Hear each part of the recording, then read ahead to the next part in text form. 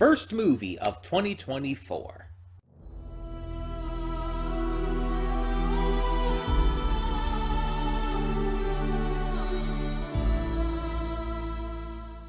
Hey everyone, welcome to Princess Gay. I'm your host Connie, and today we are here for my blind reaction to Barbarian. This is a donation reward for Venom. So yeah, I don't really know much of anything about this. I only know a couple things. I know it came out in 2022. I know it got a lot of attention. It got really popular, super well received, and I know it's a horror movie. That's it. I don't know what the plot is about. I don't know who stars in it. I know nothing about any of that kind of stuff. Which, as I always say, is a good thing, because going in as blind as possible allows for a better reaction. Now, we do a lot of horror movies on this channel, especially because Venom, you donate for a lot of them. But I'm not quite sure what to expect from this one, because the fact that it's so popular could mean a lot of things. Because the popularity of horror movies, let's be honest, is all over the place. Some horror movies are popular because of practicality. They use a lot of practical effects instead of CG. They're very hands-on with all that stuff. Some are popular because they're psychological and intelligent and don't rely on jump scares. Some are popular because they're jump scare heavy. It's really up in the air. Some are popular because it focuses on serial killers instead of monsters. Some are popular because it focuses on monsters instead of serial killers. I don't know what to expect. The title doesn't give me a lot to work off of either. Barbarian is pretty vague. Like, when I think of Barbarian, I think of, honestly, like a fantasy class, like D&D and stuff. I think of like a big, hulking, muscular person wielding like a giant warhammer or something. And I doubt that that has anything to do with this. Now, the term barbarian has also been used, like, to describe, like, people invading other places, people who are barbaric and who are, you know, violent and not really super intelligent. So it's like, I don't know. I don't know what this is trying to say. The title just really does not tell me anything. And like I said, I don't know who's in this either, so that's kind of up in the air for how this is going to be. Plus, there's always just the fact that my opinions don't always align with the popular ones. Because, you know, I'm human and I am allowed to form my own thoughts based on my own experiences watching something. But it's like, I might end up hating this for all I know. I'm not going in expecting one way or the other, but I don't know how I'm going to feel about this. So it's like, knowing even that it's super popular doesn't say much. Because it's like, I might agree with it, but I might not. I don't know. But I'm definitely interested to find out. This is one of those movies that I've kind of wanted to check out because of all the hype. But just never got around to and everything, and had never been, you know, really a focus for donation rewards until now. But it's here, and we can react to it now. So we're going to get this going, hope for the best, and see what this film has in store for us. So, when the screen fades to black, pause this redirect and go to the description below. Follow the link to the reaction, and after you watch it, come back here to the redirect and resume play. Because after it fades to black and then fades back in, everything from that point forward will be my afterthoughts and will contain spoilers to the movie. So, that being said, thank you so much for tuning in, and I will see you at the reaction. And we are back, and we'll begin with spoilers in 3, 2, 1, now. So, I've been looking things up in between and everything, just to figure things out. And Bill Skarsgård was Keith. Yeah, I had to remember which Skarsgård it was that I was thinking of. He's the same one who plays Pennywise in the It remakes. Yeah. But I also got some clarification on a couple things. First of all, I was wondering why after at the end after AJ had pushed Tess and the mother, as I find out she's apparently called, down the water tower. Well, Tess was pushed down. The mother jumped after. Apparently, it wasn't 100% clear, but the reason that Tess was on top and was, saved was because the mother had actually shielded Tess with the fall, from the fall. Apparently, and this goes into the fact that Tess did play along with this for weeks. And so the mother kind of saw Tess as her baby and everything. And I want to clarify also what I said at the end here, like with not feeling remorse for the mother and everything. I stand by that. I don't feel bad for her, like in the way that the movie doesn't make me feel bad for her. She is, she's a murderer. She's sick and twisted and everything. But we also did find out, like, she is a victim created from multi-generational rape and incest. It's not entirely her fault. If it's anyone's fault, it's Frank's. And I mean, he committed suicide. I guess because he was going to get revealed to the police and everything. But if it was anyone's fault, it was his. I looked through like information and stuff, and it was clarified too. Like, yeah, he not only kidnapped and raped and had the children with these women, but he also, raped the children and stuff as well, and had kids with them. Well, with the female children, of course. But yeah, it's like, Jesus fuck. It's a lot to deal with. And while there is definitely some sadness, and like I said at the end, I definitely, like, I don't feel bad for the mother. I feel bad for her existence. It's just, I feel like that's kind of what it's going for. Like, you're not supposed to feel bad that the mother dies. You're not really supposed to cheer for it, but it was the right thing to do for multiple reasons. Like, you hear the phrase a lot, like putting someone out of their misery, but I kind of feel like that is very applicable here. Like, the mother is just like, she shouldn't survive like that. Now, do I think shooting her in the head is like the most, nice way to take her out? No, of course not. But it was the only thing that she could do in the moment. I don't feel sorry that she died. I feel she needed to die. Again, the only thing I feel sorry for is her existence in the first place. Her, Frank, and AJ's deaths felt like they needed to happen.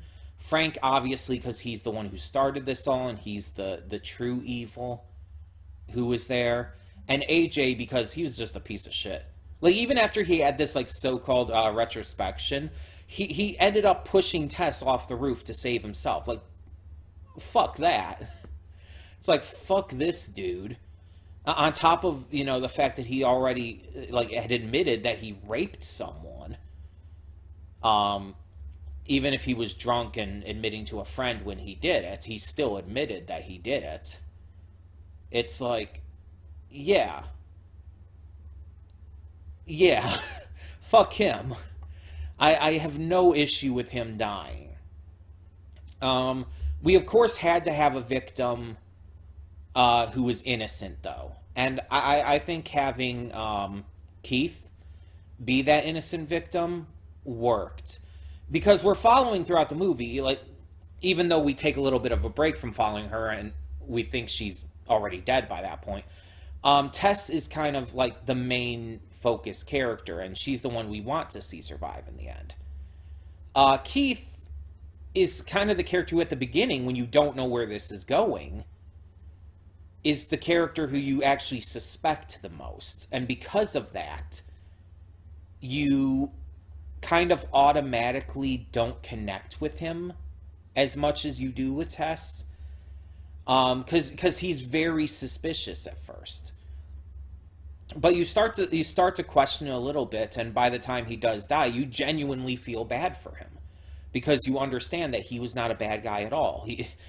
It was just a case of this place was accidentally booked twice. And it seems like it was entirely accidental too. This place was put up as like as a rental and everything. The company just accidentally double booked it. It was completely on accident. Like, I was kind of wondering for a bit if, like, maybe, like, once we had met the mother, if it's like maybe if somehow she or someone else down there might have done this, but no, that wasn't the case at all. Now, this movie had multiple twists in it. And you never quite knew where it was going. Because, again, at first, after Keith has his head bashed into the wall by the mother, you think that Tess is dead too. And it completely switches perspective to AJ. So you're thinking, like, oh, this movie's just going to completely switch its perspective. We were made to think that Tess was the main character this entire time, but that was just, like, fooling us, pulling the rug out from under us, as I said in the reaction. So we're focusing on AJ and seeing like how he goes about this. We find out he's the owner of the property and everything. And so we think it's kind of following another thing, but then he falls into the cage and we see Tess is still alive, and it's like, oh shit. It completely goes in a different direction than we expected. We didn't I didn't think Tess was going to be alive at all. So that was a huge surprise to me, and a very welcome one. It was actually very like cathartic, and it felt really good. It's like those oddly satisfying compilations online. It was satisfying to see that she was alive, and then from there it just kind of like combined both of those kind of setups into the same story. But also then at one point it just suddenly switched into the backstory part where it introduced Frank and showcased what was going on with him and everything. And of course that comes into play, and that is explained into things. It's actually really well done. Like how it does that. We have the first like, I don't know, 30-40 minutes, something like that, that focuses on Tess and Keith. And then it switches perspective to AJ for, I don't know, like 20 minutes after that, maybe. And then we get like, I wouldn't say not even 10 minutes with Frank. Seeing him buy this stuff and everything, seeing him be creepy as fuck and whatnot. We get that 10 minutes with Frank. Again, probably not even. I didn't keep track, but...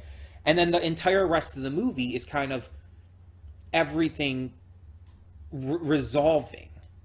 It's all of this stuff that we've set up resolving. Granted, again, we've already seen Tess at that point, but still. It's the resolution of all of this that is set up. We switch these perspectives multiple times in the movie. But by the end, we've come back to the perspective of Tess. She's the one who, again, played along. Unlike AJ, who refused to play along, and Keith, who was just killed because he freaked her out. He freaked the mother out. But Tess actually played along for weeks. It had been a couple weeks since they had rented the place. We found that out. So she had been playing along for weeks now. And so the mother was attached to her. And that's why the mother, at the end, cushioned her from the fall and everything. Because she had grown attached to her. She had grown to care about her. which is really interesting because it sets up a really interesting final moment with, AJ being shown to be as fucked up and terrible as he is, but also continuing to show, after everything we had learned about who the mother is and where she had come from and everything, that she's a victim too. Like, again, I still undoubtedly say she needed to die, but she is a victim of all of this, of all this rape and incest and stuff. Absolutely.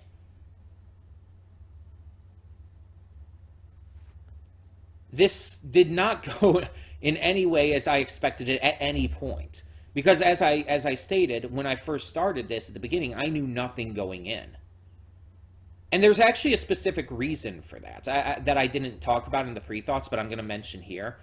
Um, when this movie had come out and everything, and everyone was praising it, everyone was like saying how good it was. Um, Everyone was also saying, "Do not spoil this." Like, everyone was specifically refusing to spoil the movie in their like reviews that I saw, like on Twitter and whatnot. They were saying, like, if you've seen this movie, do not spoil it for anyone else. If you have not seen it, go in blind. And so that's why I never looked up anything. I didn't necessarily actively avoid stuff as much. I didn't end up needing to. But I never looked up anything because I knew that eventually I would see this. Whether I would eventually just make the or take the plunge and do it on my own, or if it would eventually be requested. And I'm glad I went in completely blind because, again, that actually helped make the twists and turns of this film work better. If I had known where this was going to go, I don't think I would have enjoyed it as much. I don't think I would have been as hooked in as I was. Do I think this quite lives up to the amount of hype that it got? Maybe not.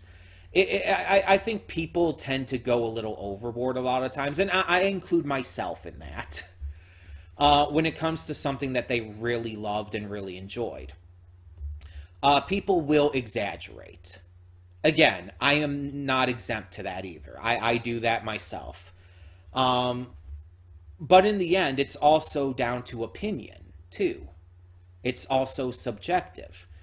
So, some people who have said this stuff, a lot of people probably genuinely believe that it is that good. But there's also people like me who it's like, oh yeah, this was really good, but people still exaggerate it. And there's some people who might not like this movie. It's very possible. For me, like I said, this movie was really good.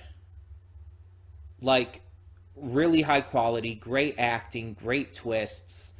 Not what again, as I'm watching the movie, it kept like surprising me because I felt like I thought I knew where it was going to go at one point, but then it's like, oh no, it didn't go that way at all. It went in a completely different direction. And it did that so many times. It did that so many times. So it's just like I had no clue where they were going to take this. And in the end, I'm satisfied with what they gave us. I'm satisfied with how it went down and what the truth behind it all was. Um, but I actually want to look up something here real quick before we close these afterthoughts out.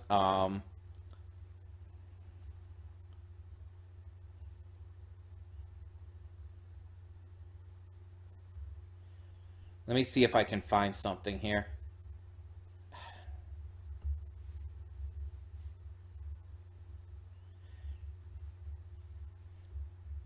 This is I genuinely want to find something here.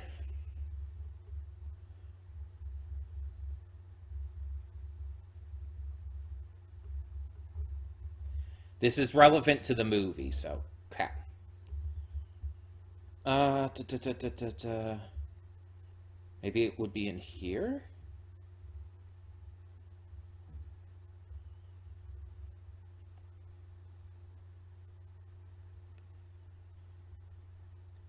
Okay.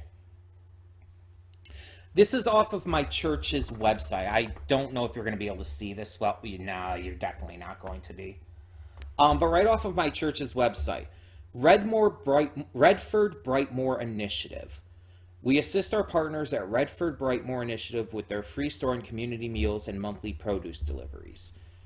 Uh, like I mentioned it, but Brightmoor is like a specific, and Redford, um, a specific ministry that my church does. So the fact that this took place in Brightmoor is really funny to me, just because that's something I hear about all the time. It's something that is just basically a very common occurrence to hear about at our church and everything. So that's just really funny to me. That let me see if I can find here.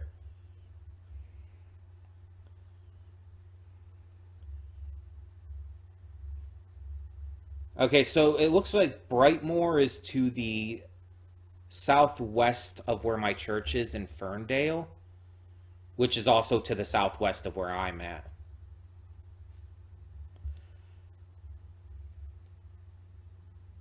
So, yeah.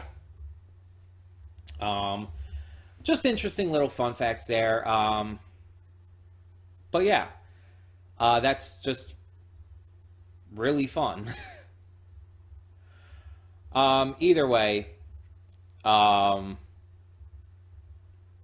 yeah, I thought this was good.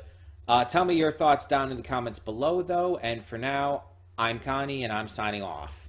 See y'all next time.